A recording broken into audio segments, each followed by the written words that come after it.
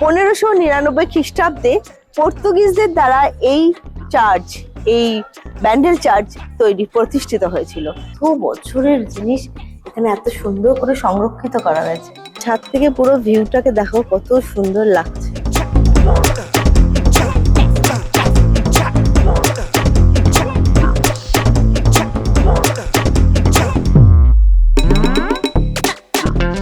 আজকে আবার বেরিয়ে পড়লাম একটা নতুন ডেস্টিনেশনের উদ্দেশ্যে।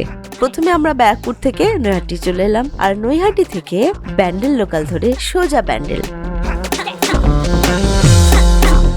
তাহলে আশা করি বুঝতে পারছো তোমরা আমি কোথায় যেতে চলেছি।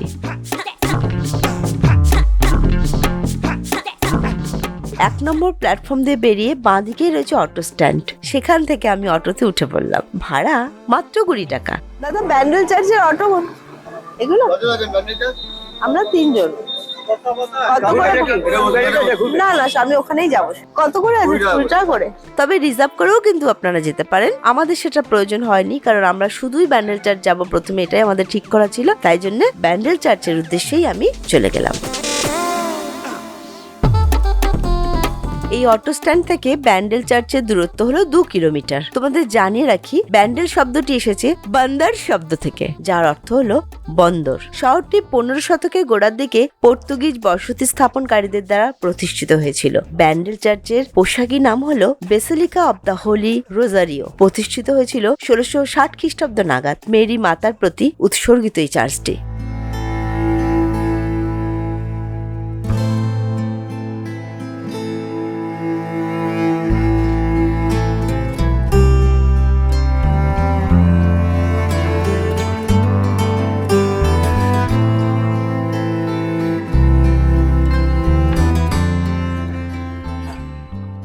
Hello everyone, welcome to a new blog. আমরা আজকে চলে এসেছি ব্যান্ডেল। আর ব্যান্ডেল মানে উল্লেখযোগ্য প্রসিদ্ধ স্থান। তোমরা সবাই জানো ব্যান্ডেল চার্চ।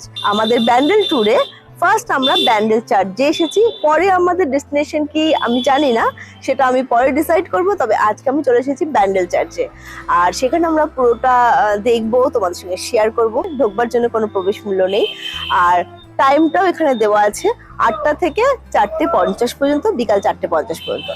সুতরাং চলো এবার আমরা ভেতরে যাই, আর ভেতরে সবটা দেখি আর তোমার সঙ্গে শেয়ার করি। আর বিভিন্ন ইনফরমেশন তো তোমরা অনেক ভিডিওতেই পেয়ে গেছো, তবে এই মৌসুমী দিদির ভিডিওতে কি পাচ্ছ সেটা দেখো। মৌসুমী ব্লগের সদস্যরা অবশ্যই প্রত্যেকে ভিডিওটা দেখো।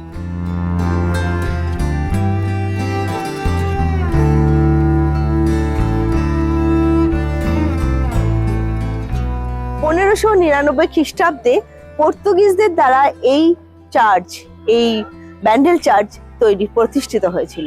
তারপরে কিন্তু সেই চার্চটিকে পুড়িয়ে দেওয়া হয়েছিল, এবং তারপরে সেটা আবার নতুন ভাবে তৈরি হয়েছিল কিন্তু 1662 খ্রিস্টাব্দে। আর যেটা এখন আমরা দেখতে পাচ্ছি খুব সুন্দর করে। আমরা পুরো চার্চটা ঘুরে দেখবো। চলুন ভিতরে যাই। এখানে সুন্দর একটা জিনিস রয়েছে, দেখুন, খুব সুন্দর। ঢোকার মুহূর্তেই বাঁদিকের দেওয়ালে কিন্তু এটা তৈরি হয়ে রয়েছে। চার্চের এলাকাটা কিন্তু অনেক বড়। প্রথমে ঢুকেই আমরা সামনের দিকে এগিয়ে যাচ্ছি, আর ডান দিকেই দেখো নানা রকম মূর্তি এখানে রয়েছে। মেরি মাতার কোলে যিশু এবং প্রভু যিশুর জীবনের বিভিন্ন কাহিনী এখানে কিন্তু তুলে ধরা হয়েছে এই প্রতিকৃতিগুলোর মাধ্যমে।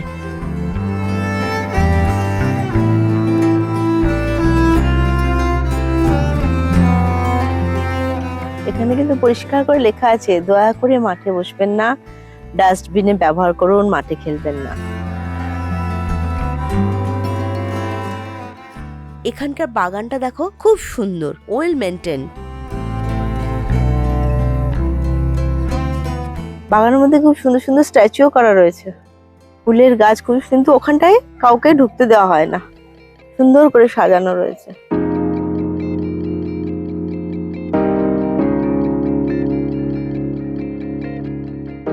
এতক্ষণ আমরা ব্যান্ডেল চার্চের ডান দিকটা দেখছিলাম, সুন্দরভাবে সাজানো বিভিন্ন মূর্তিগুলো। এবারে কিন্তু বাঁ দিকেই চোখে পড়লো সেই মাস্তুল রাখার ঘরটি। সেখানে আমরা এখন যাই। 1655 খ্রিস্টাব্দে পর্তুগিজ জাহাজে যে ঐতিহাসিক মাস্তুলটি উদ্ধার করা হয়েছিল, যেটার ইতিহাসটা কিন্তু লেখা রয়েছে এই মাস্তুল ঘরের বাইরে, আর আমরা এখন ঘরটির মধ্যে রয়েছি। দেখো কত সুন্দরভাবে এখানে সংরক্ষিত করা রয়েছে। আচ্ছা, এই মাস্তুলটিকে কিন্তু বর্তমানে রাজ্য রক্ষিত পুরাকৃতি বলে ঘোষণা করা হয়েছে। কথিত আছে বঙ্গোপসাগরে একটি পর্তুগিজ জাহাজ যখন প্রবল ঝড়ের মুখে পড়ে, মেরি মাতা জাহাজটিকে রক্ষা করেন, আর তাই এই কৃতজ্ঞতার স্বরূপ জাহাজের ক্যাপ্টেন এই মাস্তুল দুটি এই গির্জায় দান করেন। তো বছরের জিনিস এখানে এত সুন্দর করে সংরক্ষিত করা হয়েছে, মানে দারুণ। এসব দেখলে যেন একটা কিরকম একটু লাগে না, পুরো ঐতিহাসিক জিনিস আমরা এত কাছ থেকে চোখে দেখতে পাচ্ছি। দেখো এত ভালো ভালো জিনিস তোমাদের দেখাচ্ছি, কিন্তু আমি দেখছি তোমরা ভিডিওগুলো সব দেখছো কিন্তু সাবস্ক্রাইব করছো না। সাবস্ক্রাইব করো, প্রত্যেকেরই তো একটা স্বপ্ন আছে না যে একটা একটা দারুণ ব্লগটাকে আমি বড় করব, আমার ফ্যামিলিটা অনেক বড় হবে। প্রথমে 5,000, 10,000, 15,000, 20,000 করতে করতে 1 lakh subscriber, 1 lakh family members হবে, তাই না?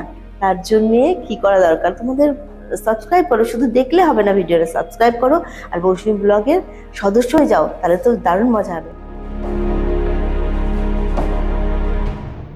চলো এবার মূল চার্চের মধ্যে ঢোকা যাক, যেটার জন্য এই ব্যান্ডেল চার্চে আসা।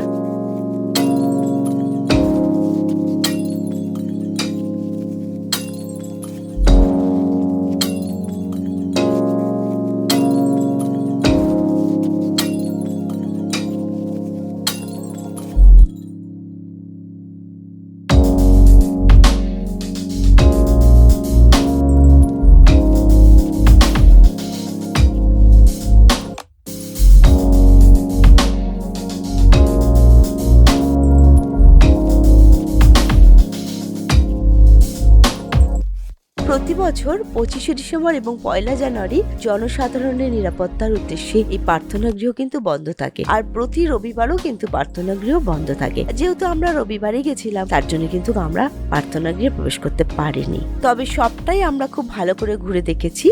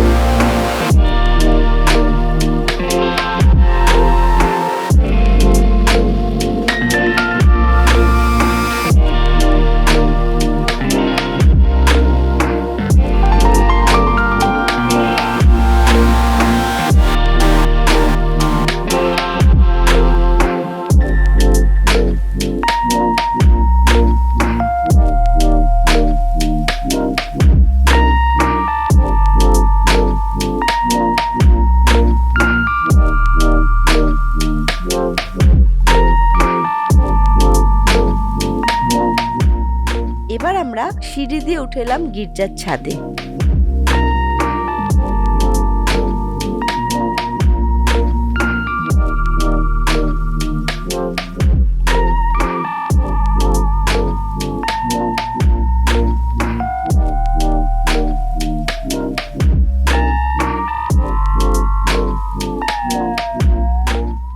ছাদ থেকে পুরো ভিউটাকে দেখো, কত সুন্দর লাগছে। আর সেখান থেকে দেখা যাচ্ছে হুগলি নদীর অপূর্ব দৃশ্য এবং সম্পূর্ণ গির্জাটা দেখো কত সুন্দর লাগছে। 1660 সালে প্রায় 311 একর জমির উপর প্রতিষ্ঠিত করা হয় এই ব্যান্ডেল চার্চ।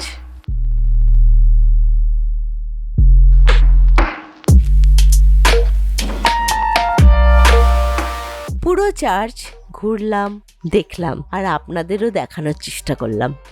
আপনাদের মতামত কিন্তু নিশ্চিতভাবে জানাবেন, তাই আপনারা সঙ্গে থাকুন, যাব আরও একটি স্থানে।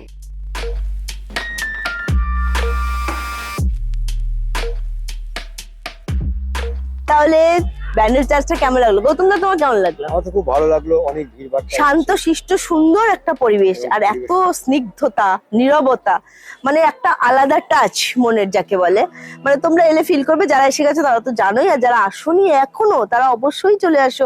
আর দেখো আমার ভিডিওটা দেখো, খুব ভালো লাগবে। এখানে ঢুকতে তো কোনো পয়সা করে লাগছে না, আর দারুণ একটা পরিবেশ, সুন্দর, খুব ভালো লাগবে। আর ভিডিওটা কেমন লাগলো অবশ্যই জানাও, আর ভিডিওটা যদি ভালো লাগে তাহলে অবশ্যই লাইক শেয়ার কমেন্ট করতে হবে। আর কি করতে হবে গৌতম দা? সাবস্ক্রাইব করতে হবে। সাবস্ক্রাইব করতে হবে, অবশ্যই সাবস্ক্রাইব করো। মৌসুমী ব্লগসে 5000 সাবস্ক্রাইব তাড়াতাড়ি করো, তাহলে অনেক অনেক ভালো ভালো ভিডিও পাবে। ঠিক আছে, আজকের জন্য এইটুকুনি। এখন আমরা যাবো অন্য ডেস্টিনেশনে, বাট কি কোথায় যাচ্ছি বলবো না, পরের ভিডিওতে তোমাদের আসবে। ততক্ষণের জন্য ভালো থাকো, সকলকে ভালো রাখো, আর নিজেরাও ভালো থাকো। ওকে, টাটা।